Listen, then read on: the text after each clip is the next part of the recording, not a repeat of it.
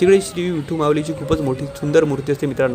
नमस्कार मित्रांनो, माझं नाव आहे रोशन. मी घेतला आहे बल्किंग 210 डेजचं चॅलेंज. आज होता माझा 55वा दिवस. लास्ट व्लॉगमध्ये तुम्ही बघितलं असेल मित्रांनो, मी निघालो होतो रात्री 8:30 वाजता डहाणूवरून दादरला पोहोचतो आणि तिकडनं रात्री 12 वाजता सातारा ट्रेन पकडून मी चाललो आहे पंढरपूरला माझ्या फॅमिलीसोबत देवदर्शनाला. मग रात्री ट्रेनमध्ये झोपतो, सकाळी लवकर उठतो.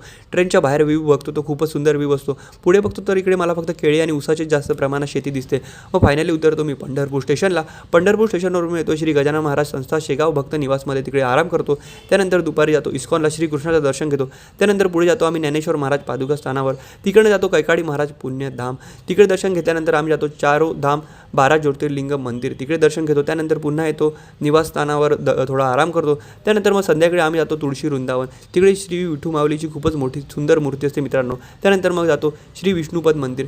त्यानंतर आम्ही येतो श्री गोपाळकृष्ण मंदिर, तिकडे जनाबाईचा संसार बघतो. त्यानंतर येतो आम्ही चंद्रभागा नदीवर, तिकडे पुंडलिक महाराजांचं दर्शन घेतो आणि मग तिकडनंच जातो विठू माऊलीचं दर्शन घ्यायला. पण मंदिरात मोबाईल अलाउड नसतो. मग फायनली विठू माऊलीचं दर्शन घेतो आणि अशा प्रकारे आजचा दिवस इकडे संपवतो.